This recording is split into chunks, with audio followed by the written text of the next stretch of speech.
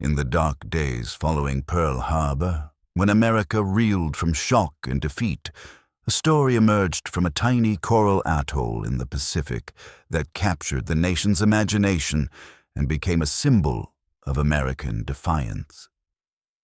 The tale involved a small garrison of U.S. Marines on Wake Island who, surrounded and outnumbered, allegedly sent a radio message to Pearl Harbor that read, "Send us more Japs."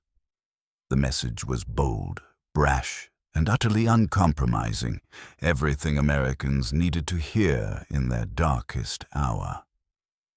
But like many legends born in the fog of war, the truth behind this famous message is more complex than the myth.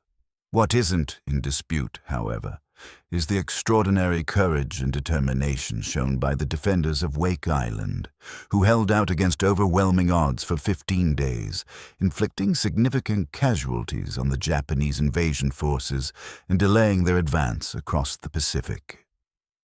This is the story of those men, the Marines, sailors, and civilian contractors who found themselves in the crosshairs of history and refused to yield without a fight that would echo through the ages. Wake Island isn't really an island at all. It's an atoll consisting of 3 small islets forming a rough V-shape around a central lagoon. Wake proper, along with Wilkes and Peel Islands, together comprise barely 2.5 square miles of coral and sand, rising only 21 feet above sea level at their highest point. Located approximately 2,300 miles west of Hawaii and 1,000 miles north of the Marshall Islands, Wake sits in splendid isolation in the vast emptiness of the Pacific Ocean. The atoll was claimed by the United States in 1899 but remained largely forgotten until the late 1930s when Pan American Airways established a refueling station there for their Trans-Pacific Clipper flying boats. The construction of a small hotel and other facilities brought the first permanent inhabitants to Wake's shores. By 1941, however, the growing tensions with Japan had transformed this sleepy refueling stop into a strategic military outpost. In January 1941, the U.S. Navy began construction of a naval air station and submarine base on Wake Island. The work was contracted to Morrison-Knudsen Company, which brought in over 1,200 civilian construction workers. These men, drawn by good wages and a sense of adventure, would find themselves trapped in a combat zone when war came to Wake. The military garrison assigned to defend this remote outpost was pitifully small. The 1st Defense Battalion, under Major James P.S. Devereux, consisted of approximately 450 Marines. They were equipped with 6 5-inch coastal defense guns, 12 3-inch anti-aircraft guns, and assorted smaller weapons. Marine Fighting Squadron 211, VMF 211, commanded by Major Paul Putnam, arrived on December 4, 1941, with 12 Grumman F-4, F-3 Wildcat fighters. The overall command of Wake Island fell to U.S. Navy Commander Winfield Scott Cunningham.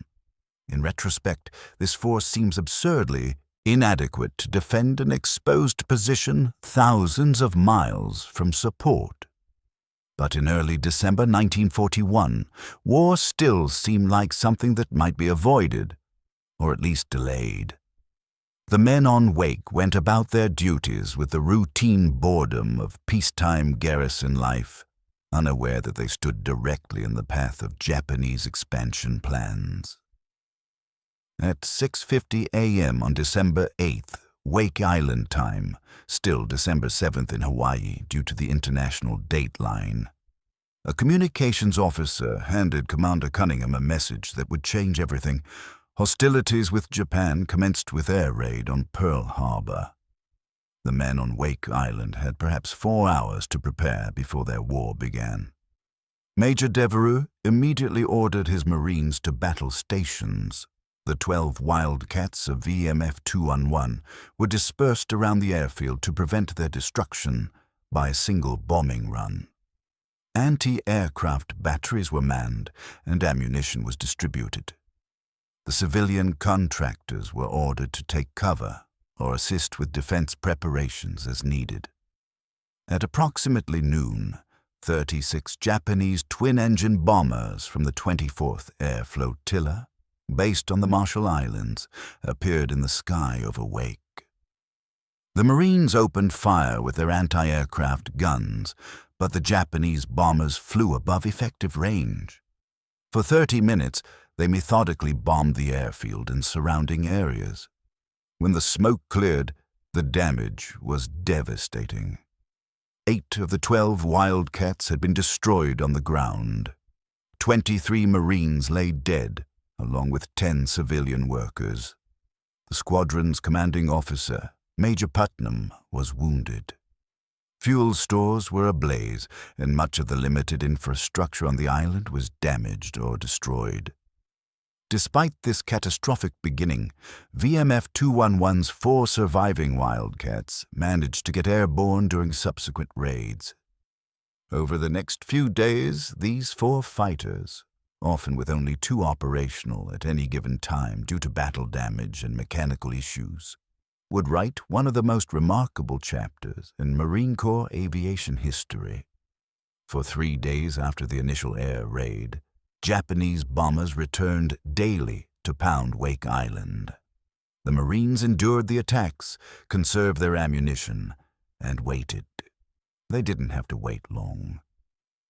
In the pre-dawn darkness of December 11th, lookouts spotted ships approaching from the south. A Japanese invasion force was steaming directly toward Wake Island. The force consisted of 3 light cruisers, 6 destroyers, 2 troop transports carrying 450 Special Naval Landing Force troops, Japanese Marines, and 2 armed merchantmen converted into patrol boats. Commander Rear Admiral Sadamichi Kajioka led the expedition, confident that his force would easily overwhelm the small American garrison. Major Devereaux ordered his gun batteries to hold their fire. As the Japanese ships approached, closing to within 4,500 yards of the shore, the Marines remained silent and hidden. The Japanese, encountering no resistance, grew bolder. Some ships closed to within 3,000 yards. At 6:15 a.m., Devereaux gave the order to commence firing. The 5-inch guns, which the Japanese apparently didn't know existed on Wake, erupted in a thunderous salvo. The first rounds fell around the lead cruiser, the Yubari, Admiral Kajioka's flagship. Within minutes, shells were finding their marks. Battery L, commanded by First Lieutenant Clarence Barninger, scored direct hits on the destroyer Hayate, which exploded in a massive fireball and sank within 2 minutes, taking down all 168 crew members. It was the first Japanese surface warship sunk by American forces in World War II.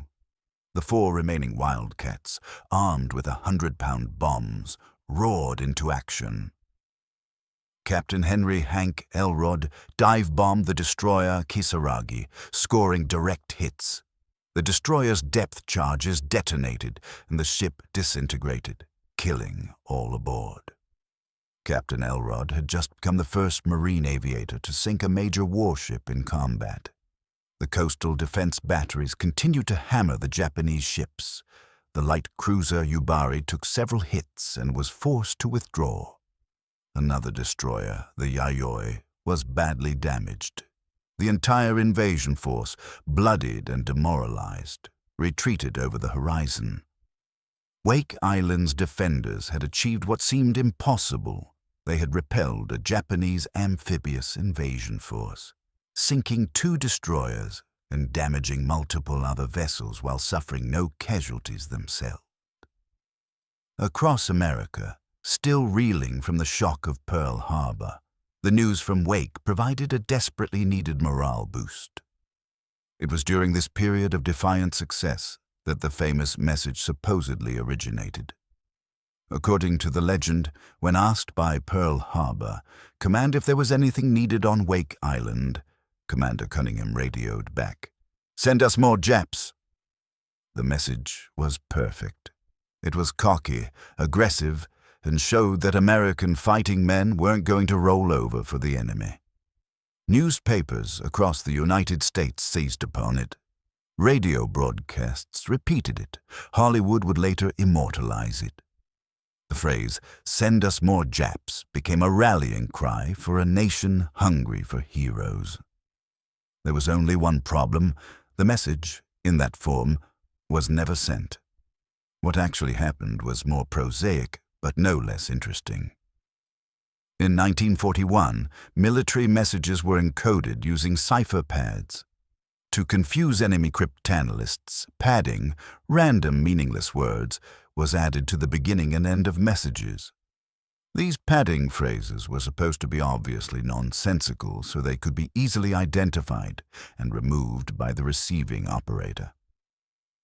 On December 10th, Commander Cunningham sent a routine logistics message to Pearl Harbor detailing the status of supplies and equipment on Wake Island.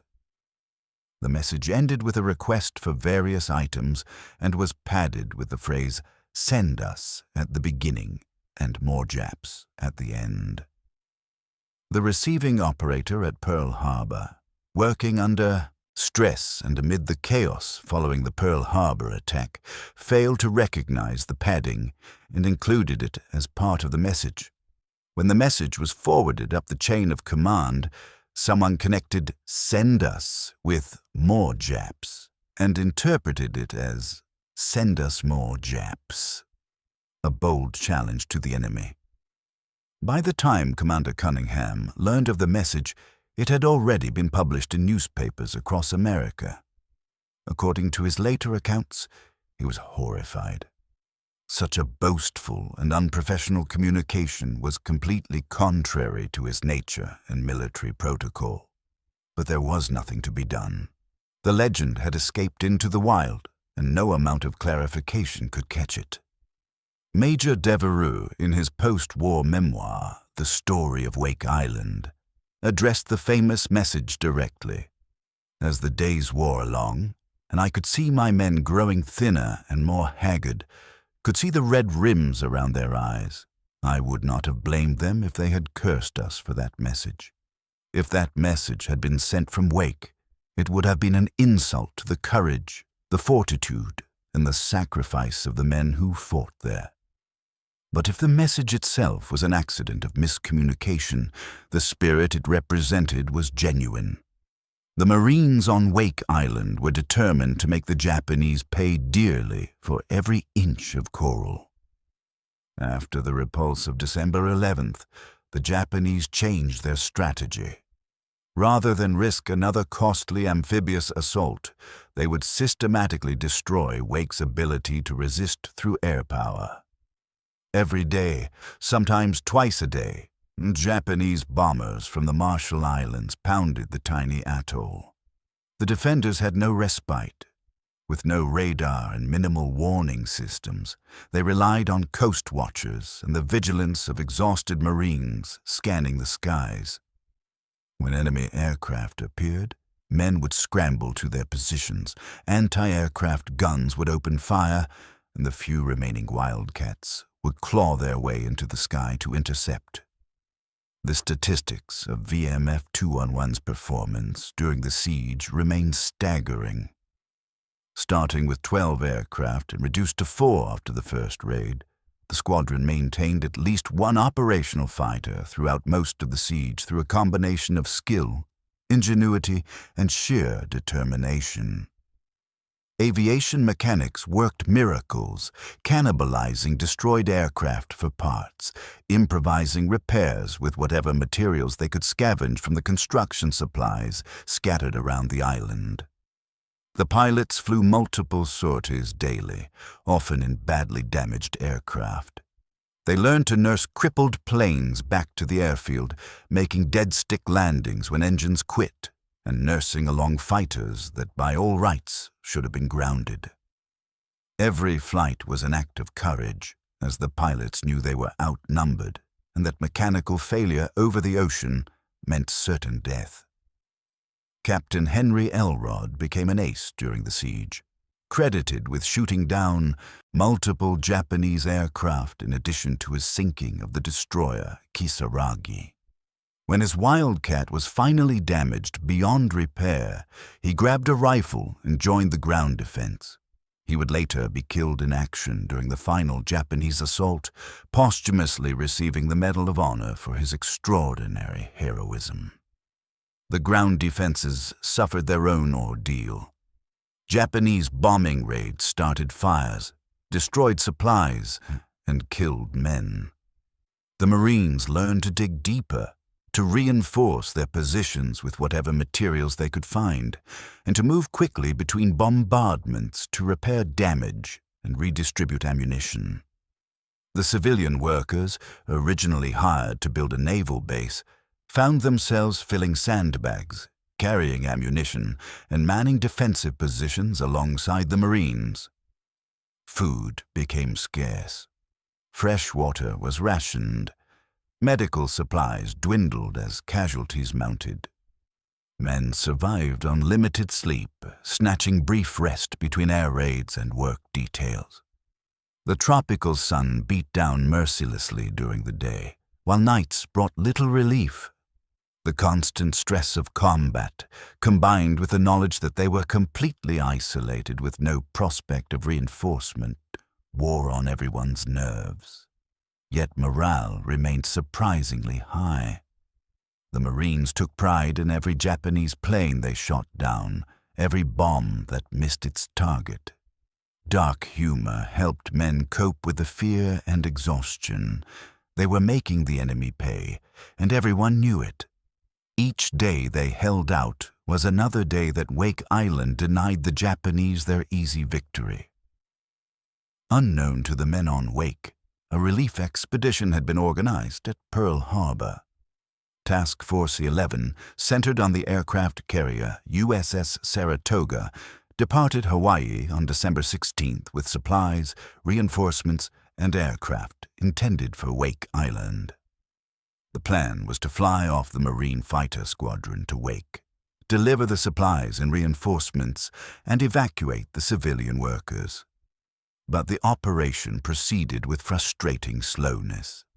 The task force commander, Rear Admiral Frank Jack Fletcher, was cautious, perhaps overly so. The Saratoga group stopped multiple times to refuel destroyers. They investigated potential submarine contacts. They maintained strict radio silence, which meant that Pearl Harbor had limited information about their progress. On Wake Island, the defenders didn't know help was coming, but they hoped.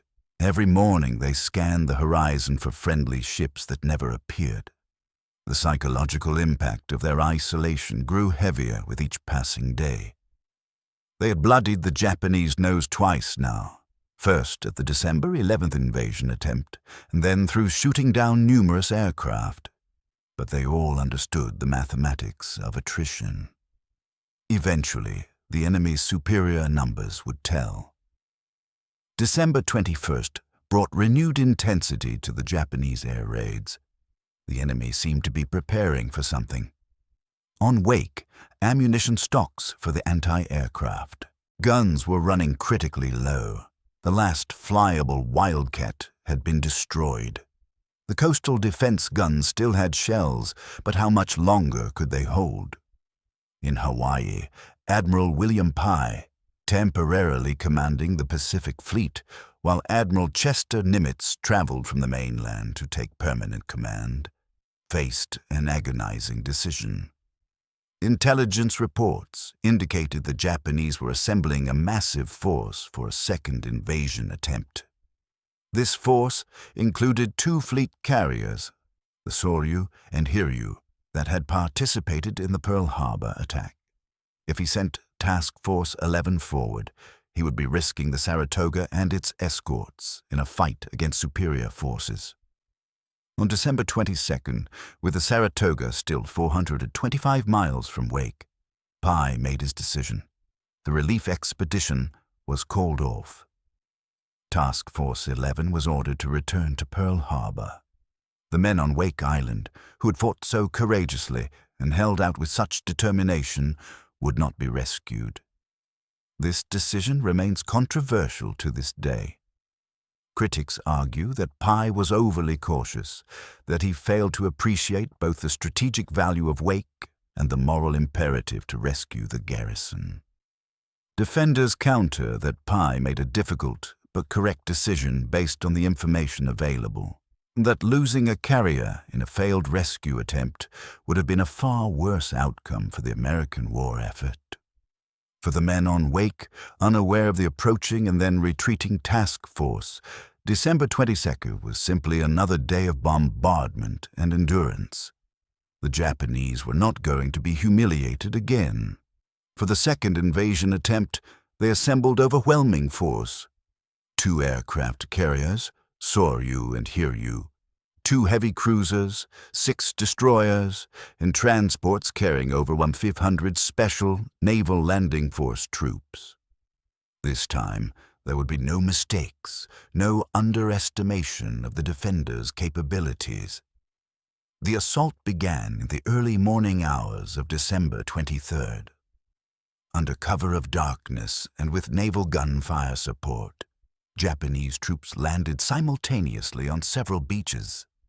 The Marines fought back fiercely at every point, but they were simply overwhelmed by numbers. Commander Cunningham and Major Devereux faced the grimmest of calculations. Their ammunition was nearly exhausted. They had no aircraft. Casualties were mounting. The Japanese had achieved lodgements on the island and were pushing inland. There would be no miracle rescue. Task Force 11 had turned back, though the defenders didn't know this yet. At different points during the battle, small groups of Marines and sailors fought desperate last stands. On Wilkes Island, a detachment of Marines held out for hours against superior numbers before being overrun. Battery positions fought until their ammunition was gone. Then the survivors grabbed rifles and fought as infantry. The civilian contractors, armed with whatever weapons could be found, joined the defense. The fighting was savage and personal. Japanese troops used their numerical superiority to flank defensive positions and attack from multiple directions. The Americans, exhausted from 15 days of constant bombardment and with dwindling supplies, fought with the desperation of men who knew they were making their last stand. Captain Henry Elrod, the pilot-turned-infantryman, led a counterattack against Japanese forces attempting to overrun a defensive position. Armed with a rifle, he charged enemy positions and single-handedly killed multiple Japanese soldiers before being killed himself. His actions during the battle, combined with his earlier sinking of the destroyer Kisaragi, would earn him the Medal of Honor. By dawn, the situation was hopeless. The Japanese controlled most of Wake and Peel Islands and were pressing the final defensive positions. Continued resistance would only result in the annihilation of the remaining defenders. At 7:30 a.m. on December 23, 1941, Commander Cunningham made the hardest decision of his life. He ordered the surrender of Wake Island. Major Devereux, whose Marines had fought so magnificently, was given the grim task of arranging the surrender. He later wrote, "It was the worst moment of my life. Here were men who had held on for 15 days against overwhelming odds, who had proven themselves in battle, and I had to order them to lay down their weapons." Not every position received the word immediately. Some defenders, isolated by the chaos of battle, continued fighting until Japanese officers carrying white flags reached them. The last shots on Wake Island were fired sometime around 11 a.m. on December 23rd. The final count of casualties tells a story of extraordinary courage and bitter sacrifice. The American defenders suffered 120 killed in action, 49 military personnel, Marines and Navy, and 71 civilian contractors. Approximately 50 more were wounded. These casualties represented roughly 10% of the total defensive force, a testament to both the intensity of the fighting and the effectiveness of the defensive positions the Marines had prepared. Japanese casualties were significantly higher. They lost approximately 820 men killed in action during the 2 invasion attempts and the siege. 2 destroyers, Hayate and Kisaragi, were sunk with all hands. The destroyer Yayoi was so badly damaged it would be out of action for months. Several other vessels were damaged. At least 20 Japanese aircraft were destroyed, possibly more. From a purely military standpoint, Wake Island's defenders had achieved a remarkable exchange rate, nearly 7 Japanese casualties for every American. They had delayed Japanese expansion into the Central Pacific by 2 weeks, requiring the enemy to commit resources that might have been used elsewhere. They had demonstrated that American forces could and would fight effectively, contradicting Japanese assumptions about American willingness to sustain casualties. But the human cost extended far beyond the battle casualties. The bite, surviving defenders, over 600 men, including Marines, sailors, and civilian contractors, became prisoners of war. They faced 3.5 years of brutal captivity in Japanese POW camps. Many would not survive their imprisonment. 98 civilian contractors were kept on Wake Island as slave laborers to repair and expand the base for Japanese use.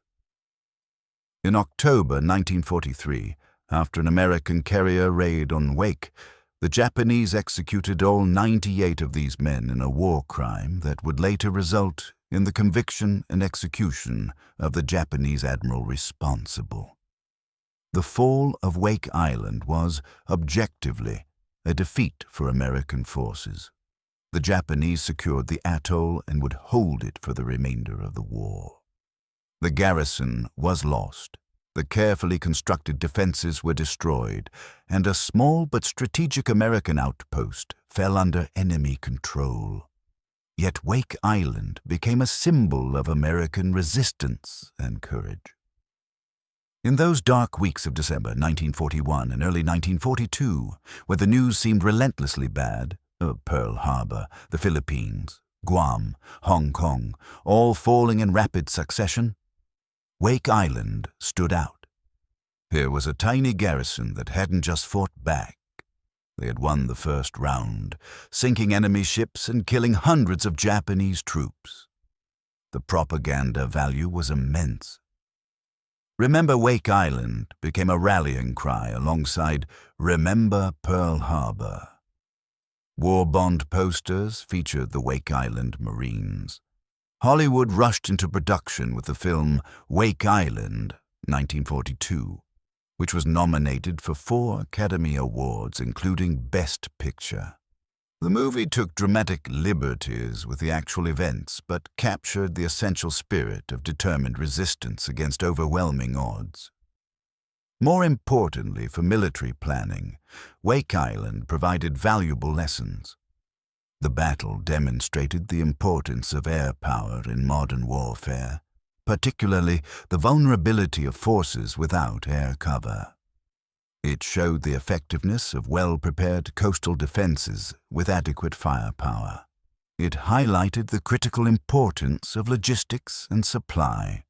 The Wake garrison fought magnificently with what they had, but they didn't have enough. The battle also raised uncomfortable questions about the decision to recall the relief expedition. If Task Force 11 had pressed forward, could Wake have been reinforced and held? Or would the American forces have sailed into a trap set by Japanese carriers? Admiral Pye's decision to prioritize the preservation of the Saratoga over the rescue of Wake's garrison remains debated by historians, with valid arguments on both sides. Behind the statistics and strategic analyses were individual human beings who found themselves thrust into extraordinary circumstances. Their stories deserve to be remembered. Commander Winfield Scott Cunningham, the overall commander of Wake Island, carried the weight of the surrender for the rest of his life.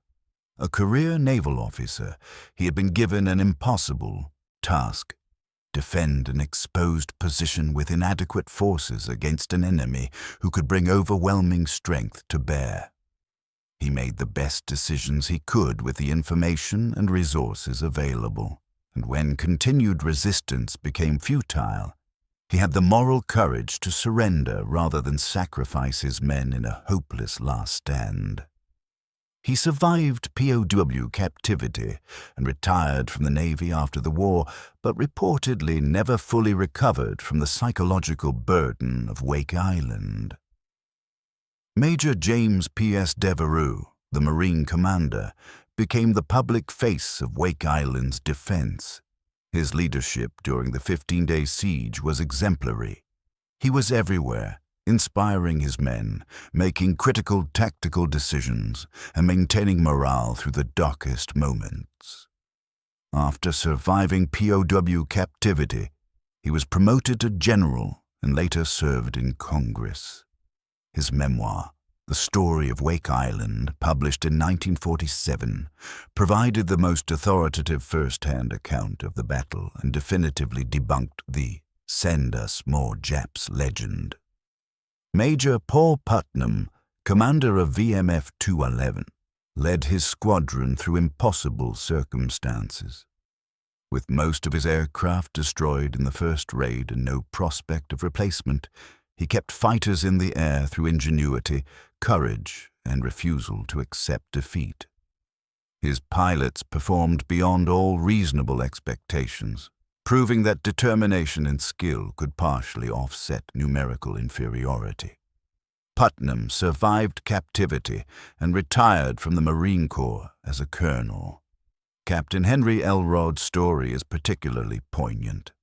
An accomplished aviator, he adapted to fighting on the ground when his aircraft was destroyed. His final charge against enemy positions, deliberately sacrificing himself to buy time for his fellow Marines, exemplified the highest traditions of the Corps. He was posthumously awarded the Medal of Honor, the first Marine aviator to receive the nation's highest military honor.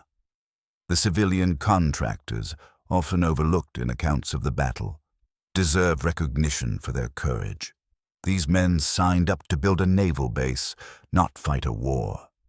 Yet when combat came to Wake Island, many of them took up arms and fought alongside the Marines.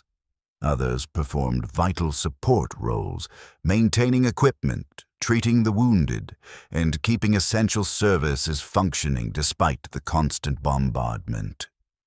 The 98 who were kept on Wake and later murdered deserve to be remembered as war victims whose only crime was being American. Returning to the famous "Send us more Japs" message, it's worth considering why the myth has proven so durable despite being definitively debunked. The message first appeared in newspapers on December 16, 1941. By the time Commander Cunningham could have clarified its origin, Wake Island had fallen and he was a prisoner of war. The message took on a life of its own, repeated so often that it became accepted as truth. Even after the war, when both Cunningham and Devereaux explained what had actually happened, the legend persisted. Perhaps this is because people wanted to believe it. The message captured something essential about American identity, a refusal to be intimidated, a confident aggression even in the face of overwhelming odds, a sense of humor in the darkest circumstances. In a broader sense, while the specific message was never sent, it accurately reflected the spirit of Wake Island's defenders. They didn't literally ask for more Japanese to fight, but their actions demonstrated a willingness to engage the enemy that went beyond mere defense. They repelled the first invasion with aggressive tactics. They sent up fighters against superior numbers. They made the Japanese pay far more than the atoll was worth in strategic terms. The padding incident that created the legend, also reveals something about the fog of war and the challenges of communication in crisis situations. A simple procedural error, failing to remove cipher padding, combined with natural human psychology, the desire to hear good news and find heroes, to create a myth. In the modern age of instant communication and 24-hour news cycles, it's worth remembering that even recent history is filtered through human interpretation and subject to distortion.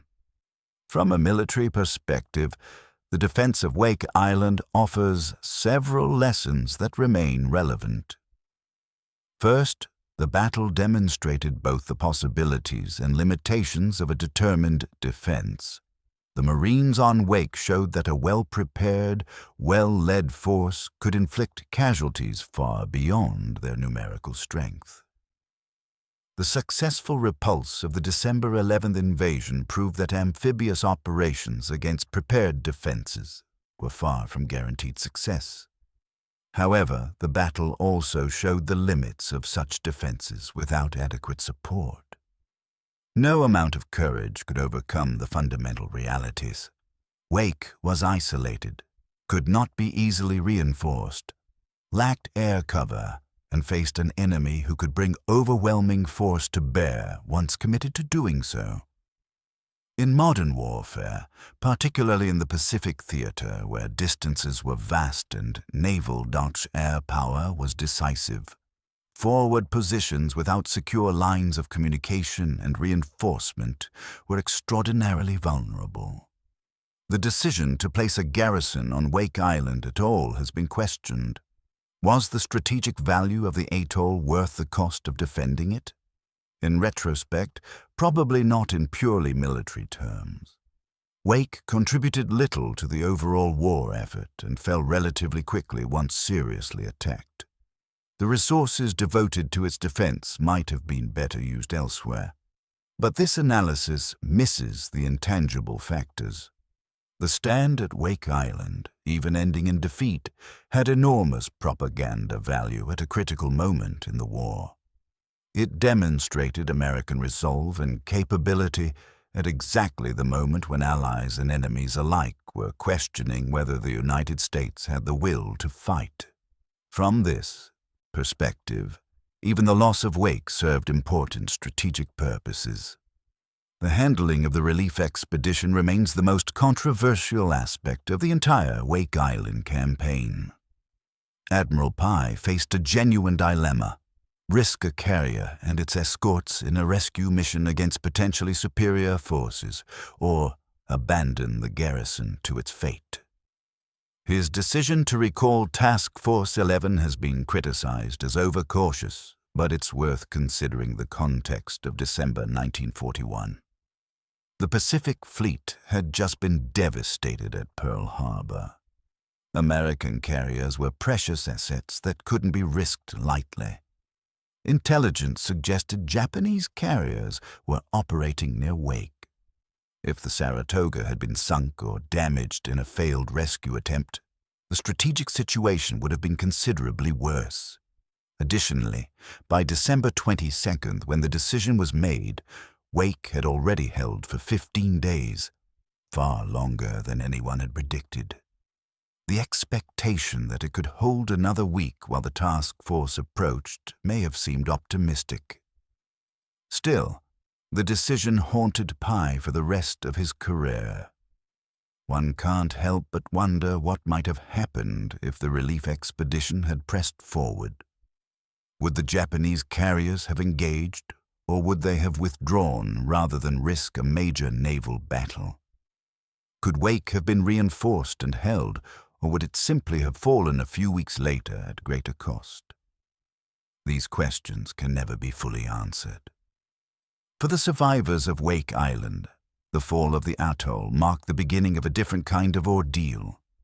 The Japanese transported the prisoners to camps in China and Japan, where they endured 3.5 years of brutal captivity.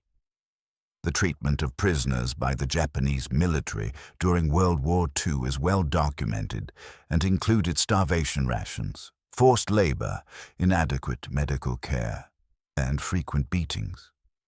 Commander Cunningham and Major Devereux were held in separate camps and subjected to propaganda efforts. The Japanese attempted to use them for broadcasts and statements that would undermine American morale, but both officers resisted these efforts as much as possible while trying to avoid reprisals that would endanger their men. The civilian contractors faced particularly harsh treatment. Those transported to Japan and China were used as slave labor in mines and factories. The 98 kept on Wake Island were forced to build fortifications for their captors.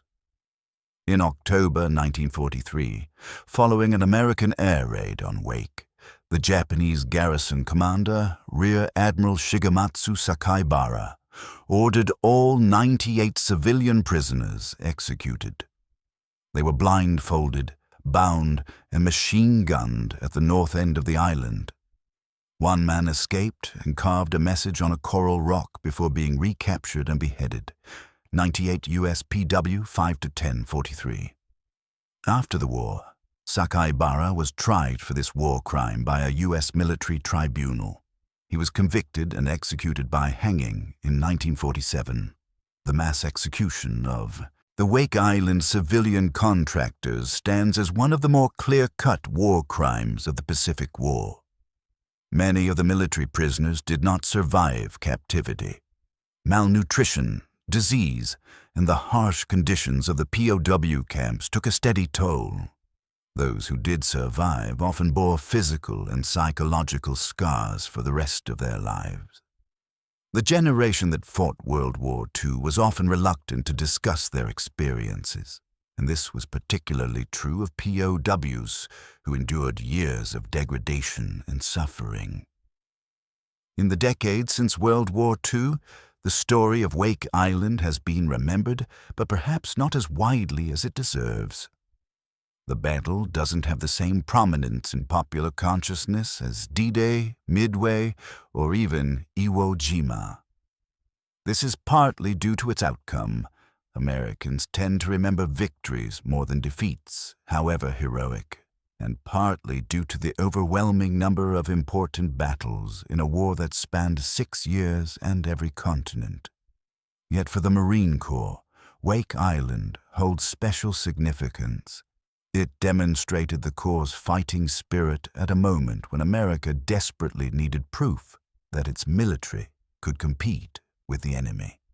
The defense of Wake became part of Marine Corps mythology, taught at basic training and officer candidate school as an example of how Marines fight. Outnumbered, undersupplied, but never outmatched in courage and determination. The famous "Send us more Japs" message, though apocryphal, captured something essential about how Americans wanted to see themselves and their military. Even knowing the message was never sent, it remains part of the Wake Island story because it represents the defiant spirit that actually did characterize the defense. Sometimes a legend is remembered not because it's literally true, but because it represents a deeper truth about character and values. What lessons does Wake Island offer for the 21st century? On one level, the specific circumstances of the battle, an isolated garrison defending a small island with World War II-era weapons, seem impossibly remote from modern military concerns. Yet certain truths remain constant across time and technological change.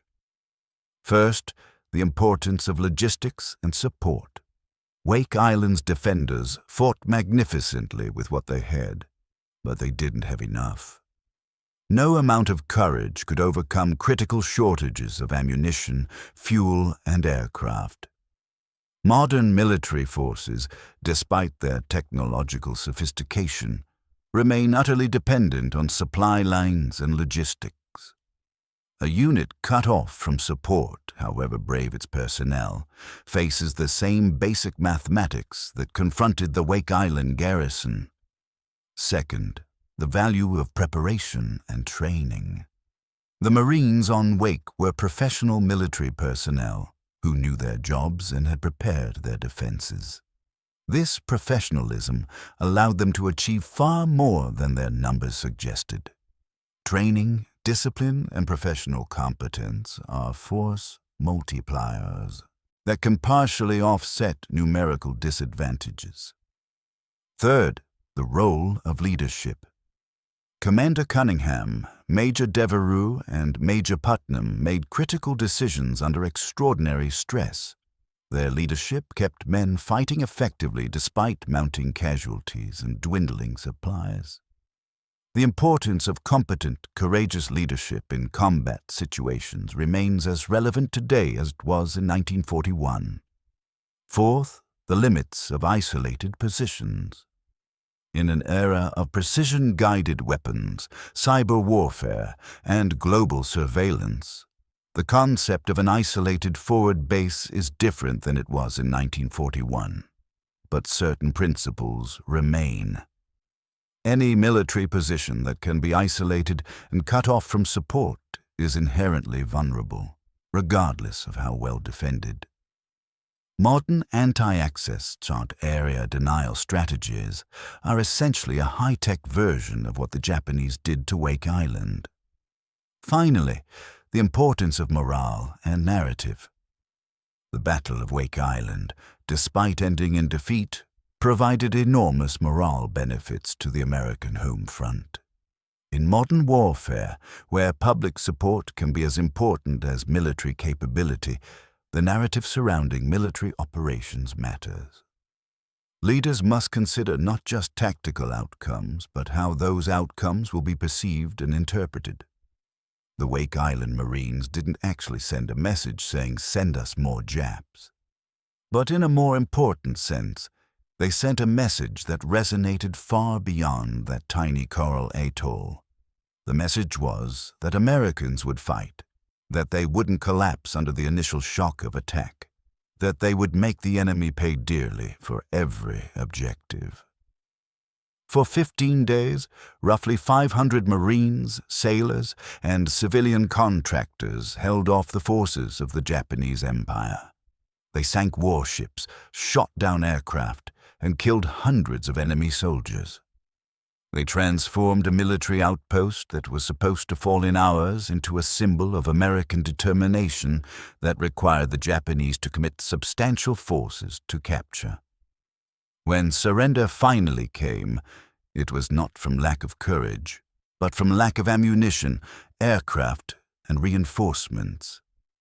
Every man on Wake Island knew they were fighting a losing battle, yet they continued fighting. That is perhaps the truest measure of courage, continuing to do your duty when you know the outcome is already decided, because duty and honor require it.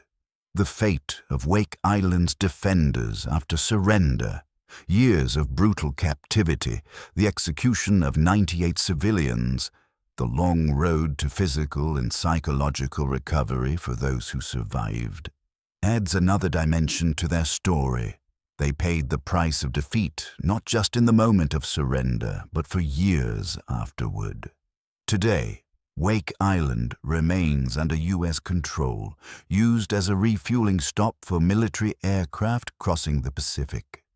The civilian population is small and transient, mainly contractor personnel. The island shows few obvious scars from the battle fought there in 1941, though. Military historians and veterans occasionally visit to walk the ground where Americans made their stand. In 1946, President Truman ordered Wake Island's name not to be used for any other military base or installation. The island itself would remain the sole bearer of the name, a memorial to those who fought there. It's a small gesture, but meaningful. A recognition that some places and some names should be preserved as reminders of sacrifice and courage. The story of Wake Island and its defenders deserves to be remembered, not with false heroics or invented messages, but for what it actually was. A group of American military personnel and civilians who found themselves in impossible circumstances and acquitted themselves with honor, courage, and determination. They didn't win, but they showed the world that Americans would fight. In the desperate days of December 1941, that message was exactly what the nation needed to hear. The legend of the "Send Us More Japs" message may be false in its particulars, but it's true in spirit. The men on Wake Island didn't literally ask for more enemies to fight, but their actions demonstrated a willingness to engage that deserved such a bold message. Sometimes the myths we create reveal deeper truths about who we are and who we aspire to be.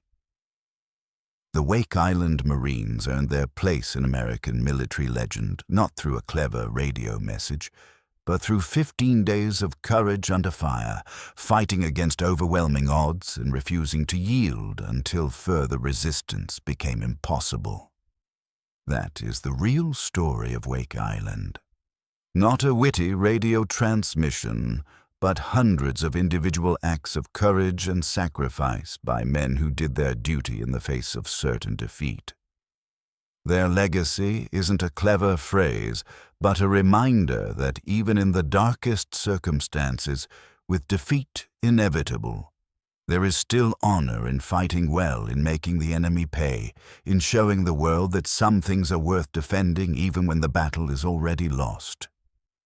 They were the Wake Island Marines, and they held for 15 days. That is the story worth remembering.